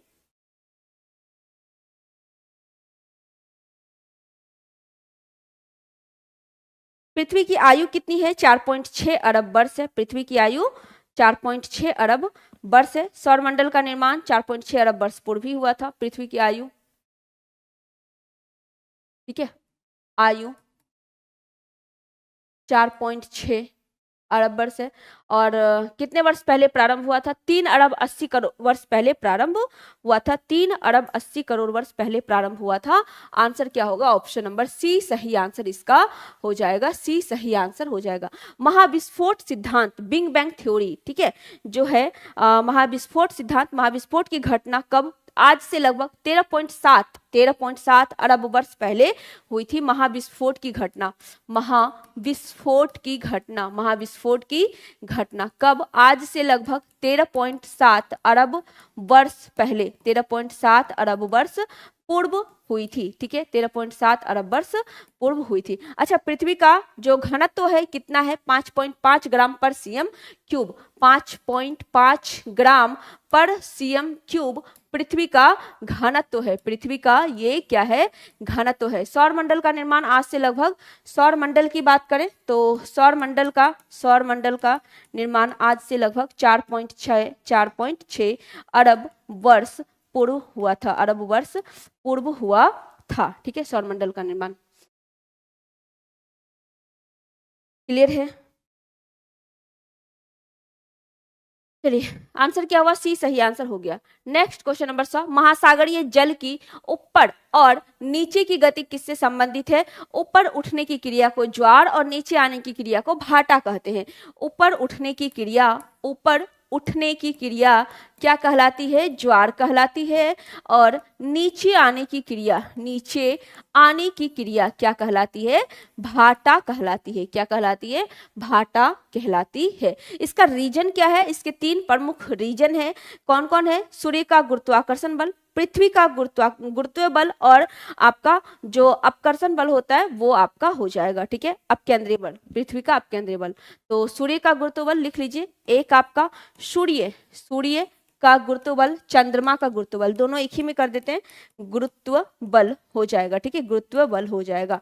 और दूसरा क्या होगा? पृथ्वी का अपकेंद्रीय बल, पृथ्वी का अपकेंद्रीय बल, पृथ्वी का अपकेंद्रीय बल हो जाएगा, ठीक है। ये 3 रीजन है जिसकी वजह से ज्वार भाटा की उत्पत्ति होती है, ज्वार भाटा की उत्पत्ति होती है। क्लियर है? प्रत्येक 12 घंटा 26 मिनट के बाद आप ज्वार देखेंगे। 12 घंटा 26 मिनट के बाद आप क्या देखेंगे? ज्वार देखेंगे। और ज्वार के 6 घंटा 13 मिनट, 6 घंटा 13 मिनट के बाद आप क्या देखेंगे? भाटा देखेंगे। ज्वार के 6 घंटा 13 मिनट के बाद आप भाटा देखेंगे। तो ये किससे रिलेटेड है? ऊपर और नीचे की गति ज्वार भाटा से रिलेटेड है। तो आंसर क्या होगा? ऑप्शन नंबर ए सही आंसर हो जाएगा। ए सही आंसर हो जाएगा, बिल्कुल ए सबका सही आंसर है। चलिए, नेक्स्ट क्वेश्चन नंबर 101, मानव विकास की अवधारणा निम्नलिखित में से किस विद्वान की देन है? मानव विकास की अवधारणा किसकी देन है? ठीक है, मानव विकास रिपोर्ट किसके द्वारा जारी किया जाता है? यूएनडीपी के द्वारा जारी किया जाता है। किसके द्वारा? यूएनडीपी के द्वारा मानव विकास रिपोर्ट जारी किया जाता है। ठीक है, चलिए, यूएनडीपी की बात करें तो इसका मुख्यालय कहाँ पर है? न्यूयॉर्क। कहाँ? न्यूयॉर्क में इसका मुख्यालय है। 1990। हाँ, 101 का आंसर देंगे, क्या हो जाएगा?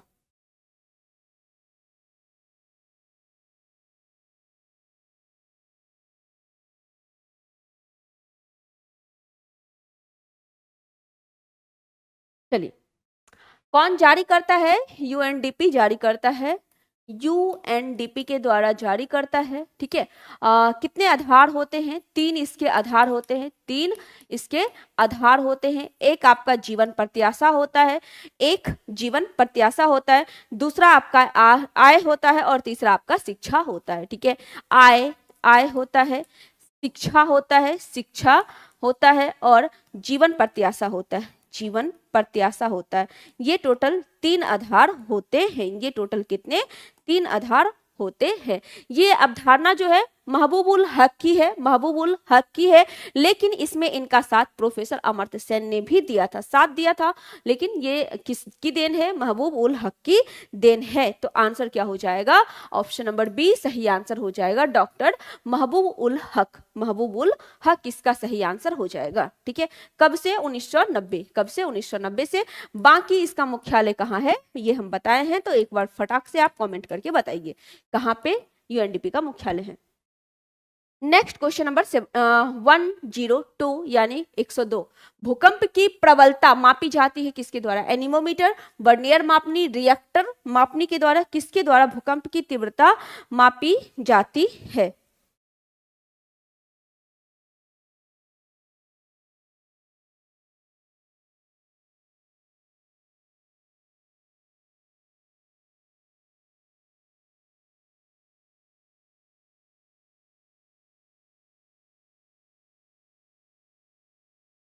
चलिए, क्या है भूकंप? भूकंप की बात करें तो भूकंप का अध्ययन क्या कहलाता है? सिस्मोलॉजी।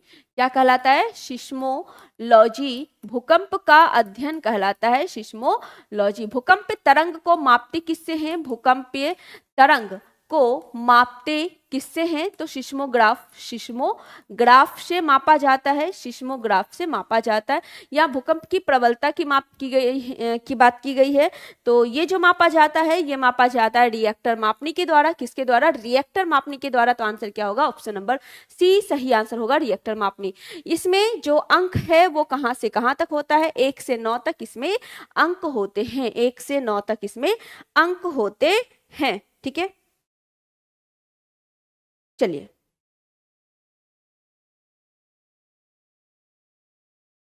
आगे चलते हैं। Question number 103।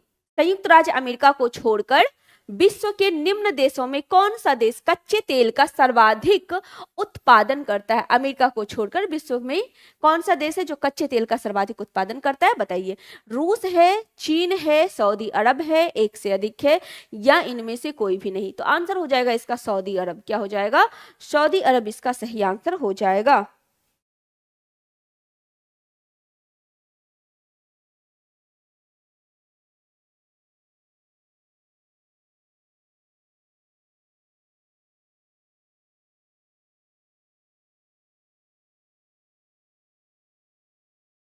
चलिए, किसका? क्वेश्चन नंबर 101 का मानव विकास रिपोर्ट। इसमें हम बताए ही महबूब उल हक की, महबूब उल हक का ये देन था, लेकिन जब ये लाने का किया गया था तो उस समय प्रोफेसर अमर्त्य सेन जो है इन्होंने भी इसका सहयोग दिया था। दोनों की कोशिश के बाद ही ये यूएनडीपी के द्वारा जारी किया गया था। ठीक है, तो देन जो है ये ऑप्शन नंबर बी महबूब ul Haq. Question number 3 answer क्या होगा? ऑप्शन नंबर सी सही आंसर होगा, सऊदी अरब इसका सही आंसर हो जाएगा, सऊदी अरब। चलिए आगे क्वेश्चन नंबर 104। किसे विश्व का चीनी का कटोरा कहा जाता है? कहा जाता है चीनी का कटोरा। किसे कहा जाता है? क्यूबा को। किसे? क्यूबा को कहा जाता है। ठीक है, क्या हो जाएगा आंसर? ऑप्शन नंबर सी सही आंसर हो जाएगा। बाकी भारत में अगर चीनी उत्पादन की बात करें तो भारत में चीनी उत्पादन में पहला स्थान किसका है? चीनी उत्पादन में पहला स्थान किसका है? महाराष्ट्र का है। ठीक है, और गन्ना उत्पादन में यूपी का है। ठीक है, दोनों अलग अलग है। गन्ना उत्पादन में भारत में पहला स्थान यूपी का है, और चीनी उत्पादन की बात करें तो चीनी उत्पादन में पहला स्थान किसका है? महाराष्ट्र का है। बाकी विश्व में बात करें तो कौन सा है? ब्राजील पहले स्थान पे है। कौन है? ब्राजील। ब्राजील जो है ये आपका पहले स्थान पे हो जाएगा, ब्राजील पहले स्थान पे हो जाएगा। आंसर क्या हुआ? 104 का सी सही आंसर हो गया। आगे चलिए क्वेश्चन नंबर 105। अच्छा, एक क्वेश्चन कि चावल का कटोरा किस डेल्टा को कहा जाता है? चावल का कटोरा किस डेल्टा को कहा जाता है ये भी बताना है। बताइए, चावल का कटोरा किस नदी डेल्टा को बोलते हैं?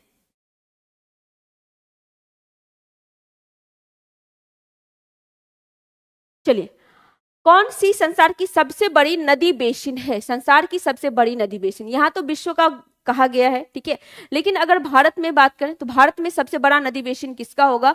गंगा का। किसका? भारत में सबसे बड़ा नदी बेसिन गंगा बेसिन। और दूसरी कौन सी है? गोदावरी बेसिन। दूसरी कौन सी है?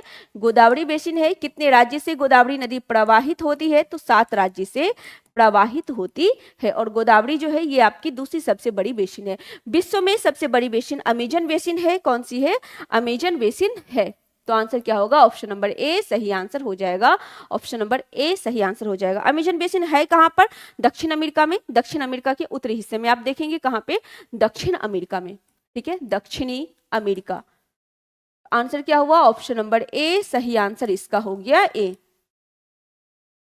नेक्स्ट क्वेश्चन नंबर 106, दिए गए निम्न कथनों पर विचार कीजिए, इनमें से कौन से असत्य कथन हैं उनको पहचानिए।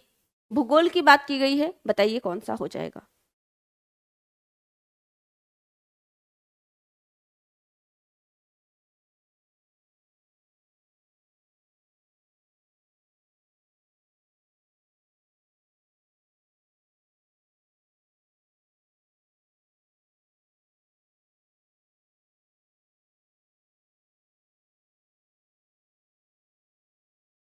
चलिए, भूगोल शब्द का पहला क्या है? भूगोल शब्द का सर्वप्रथम प्रयोग अरस्तु नामक विद्वान ने किया है। नहीं, भूगोल शब्द की बात करें, सबसे पहले शब्द की बात करते हैं। भूगोल शब्द का सबसे पहला प्रयोग इरेटोस्थनीज के द्वारा किया गया। इरेटोस्थनीज को ही आधुनिक भूगोल का जनक कहा जाता है। किसने किया? इरेटोस्थनीज ने किया था। इरेटोस्थनीज ने किया था। ठीक है, इरेटोस्थनीज ने किया था, अरस्तु ने नहीं किया था। चलिए, उसके बाद भूगोल की बात करें तो भूगोल के जनक कौन है? हिकेटियस। भूगोल के जनक कौन है? हिकेटियस।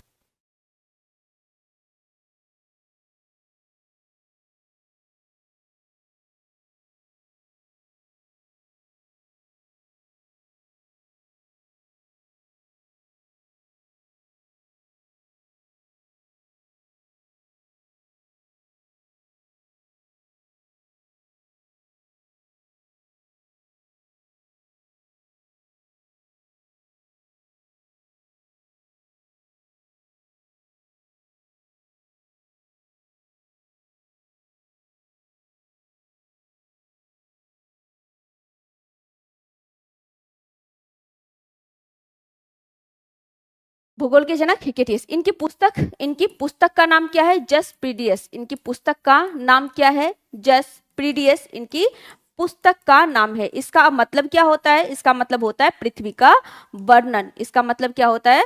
पृथ्वी का वर्णन। पृथ्वी का वर्णन इसका मतलब होता है। जसप्रीडियस का मतलब पृथ्वी का वर्णन होता है। ठीक है, हाँ बिल्कुल, अरस्तु जीव विज्ञान। अरस्तु जीव विज्ञान।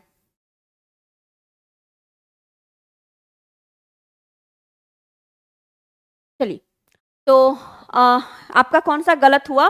ऑप्शन नंबर ए गलत हो गया और असत्य कथन ही बोल रहा है। आगे भी देख लेते हैं, ये तो गलत है ही। इरेटोस्थनीज ही क्या है? व्यवस्थित भूगोल के जनक है। व्यवस्थित भूगोल के जनक। ठीक है, चलिए आगे चलते हैं। भूगोल का विषय के रूप में विधिवत अध्ययन कब? 19वीं शताब्दी में। बिल्कुल सही है। तीसरा है, भूगोल विषय के अध्ययन में जर्मन भूगोलवेता एबी हेम्बोल्ट यानी कि अलेक्जेंडर हेम्बोल्ट और कार्ल रिटर ने पथ प्रदर्शक का काम किया। ये भी बिल्कुल सही है। ये भी आपका क्या है? बिल्कुल सही है। ठीक है, ये भी सही है। और एबी अलेक्जेंडर की बात करें, एबी हेम्बोल्ट की बात करें तो इसे वर्तमान भूगोल का आधुनिक भूगोल यानी कि आधुनिक भूगोल का जनक कहा जाता है। आधुनिक भूगोल का जनक कहा जाता है। तो आंसर आपका क्या हो जाएगा? आंसर हो जाएगा ऑप्शन नंबर ए गलत है। ए गलत है, ए। ठीक है, 106 का ए सही आंसर हो जाएगा। नेक्स्ट क्वेश्चन नंबर 107, सौरमंडल के वे दो ग्रह कौन से हैं जिनका परिक्रमण अन्य ग्रह की तुलना में विपरीत दिशा में पाया जाता है? ठीक है, कल भी बताए हैं, कल भी इसको बताए हैं। ये क्या है? ये सूर्य है। सूर्य के बाद बुध, शुक्र, पृथ्वी, मंगल। ठीक है, फिर बृहस्पति, शनि, अरुण, वरुण। ये चार ग्रह बाह्य हैं, ये चार ग्रह आंतरिक है। इसमें से विपरीत दिशा में हम बताए थे आपको, जो आगे से और जो पीछे से, दोनों से 2 नंबर पे जो ग्रह आते हैं वो होते हैं, जो दोनों पे 2 नंबर पे ग्रह। तो ये बुध है और ये क्या है? शुक्र है। तो ये यहाँ पे 2 नंबर पे आए। और पीछे से चलिए, ये बृहस्पति है, शनि है, अरुण है और ये वरुण है। ठीक है, पृथ्वी और मंगल ये भी लिख ही लेते हैं। पीछे से 2 नंबर कौन सा है? अरुण है। तो ये दोनों जो है विपरीत परिक्रमा करते हैं, यानी विपरीत दिशा में ये परिक्रमा करते हैं। ठीक है, चलिए तो आंसर क्या होगा आपका? शुक्र और अरुण, शुक्र और अरुण, यानी कि आपका क्या हो जाएगा बताइए। चलिए उसके बाद और देखते हैं, और क्या देखते हैं कि बुध और शुक्र के पास कोई भी उपग्रह नहीं है। उपग्रह की बात करेंगे तो बुध और शुक्र के पास कोई भी उपग्रह नहीं है, ठीक है। चलिए उसके बाद इस दोनों के बीच में यहाँ पे मंगल और बृहस्पति के बीच में क्षुद्र ग्रह पाया जाता है। पृथ्वी नीला ग्रह जल की अधिकता के कारण कहते हैं। तो आंसर क्या होगा, शुक्र और अरुण, यानी शुक्र और यूरेनस, शुक्र और यूरेनस इसका सही आंसर हो जाएगा ऑप्शन नंबर सी, सही आंसर हो जाएगा सी, ठीक है। आगे चल दिए क्वेश्चन नंबर 108, डायनासोर का काल आज से कितने वर्ष पहले था, तो बताइए कितने वर्ष पहले था। और डायनासोर के काल को किस काल में कहा जाता है, यानी किस काल में माना जाता है डायनासोर। मेसेजोइक, कौन सा, मेसेजोइक।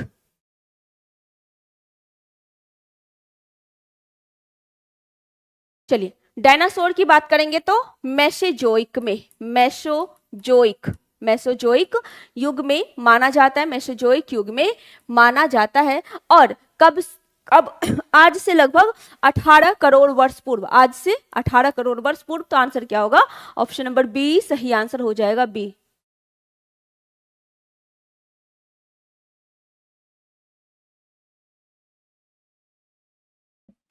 चलिए next question number 109, ring of fire शब्द किससे संबंधित है, भूकंप से, ज्वालामुखी से, प्रशांत महासागर से, या फिर जंगल की आग से। जंगल की आग को क्या कहते हैं बताइए, जंगल की आग को क्या कहा जाता है बताइए, ठीक है। रिंग ऑफ फायर की बात करेंगे हम, अगर हम रिंग ऑफ फायर की बात करते हैं तो इसे परिमेखला के नाम से भी जाना जाता है, अग्निवलय भी कहते हैं, ठीक है, अग्निवलय भी कहते हैं। पैसिफिक,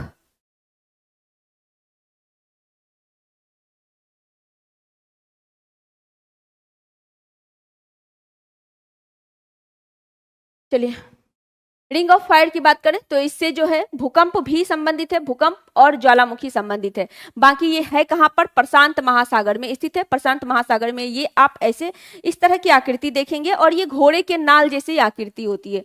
कैसे, घोड़े के नाल जैसी आकृति होती है, घोड़े के नाल जैसी आकृति होती है। यहाँ पे मतलब बहुत सारा ऐसा क्षेत्र है जहां पे ज्वालामुखी काफी होते हैं और बहुत सारी प्लेटें हैं जिसकी वजह से भूकंप क्षेत्र यहाँ पे ज्यादा होता है, ठीक है।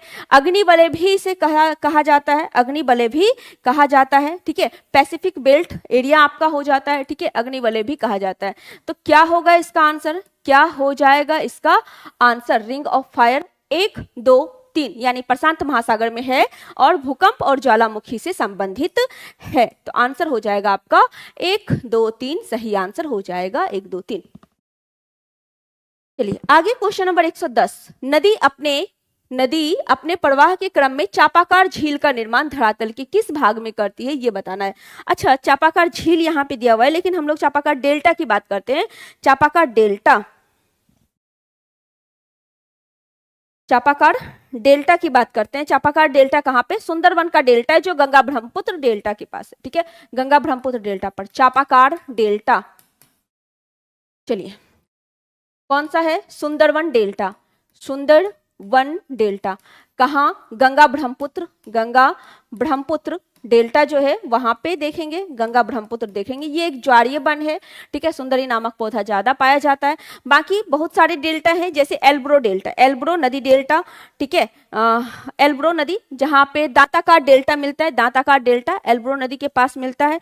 उसके बाद आपका हो जाएगा कौन सा, पक्षीपाद मिसिसिपी नदी, ठीक है, पक्षीपाद मिसिसिपी नदी हो जाएगा। बाकी चापाकार झील का निर्माण धरातल के किस भाग में होता है, मैदानी भाग में होता है, मैदानी भाग में होता है। आंसर क्या होगा, ऑप्शन नंबर बी सही आंसर होगा, बी सही आंसर हो जाएगा। दांताकार एल्ब्रो नदी याद रखेंगे, दांताकार एल्ब्रो नदी,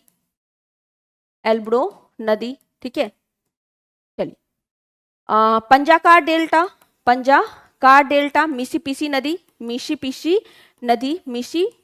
नदी, चलिए ठीक है, आंसर हुआ ऑप्शन नंबर बी, आगे चलते। अच्छा ये लास्ट क्वेश्चन था, तो ये लास्ट क्वेश्चन था और इसके साथ ही आपका डिस्कशन अब यहीं पे समाप्त होता है,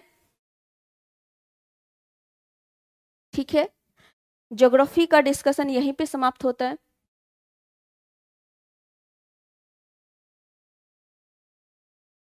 चलिए अब कंटिन्यू आपका हिस्ट्री का डिस्कशन रहेगा, तो सभी लाइव रहें, कोई भी जाइएगा नहीं, ठीक है। हिस्ट्री का अब स्टार्ट होने वाला है। आ रहे हैं सहनसा सर, हिस्ट्री का क्लास आपका कंटिन्यू करेंगे, ज्योग्राफी का करेंगे। ज्योग्राफी आपका यहीं पे समाप्त होता है, ठीक है। मिलते हैं फिर हम लोग कल के वीडियो में, तब तक के लिए सभी को गुड नाइट मेरी तरफ से, लेकिन आपकी तरफ से नहीं होना चाहिए क्योंकि अभी आपका क्लास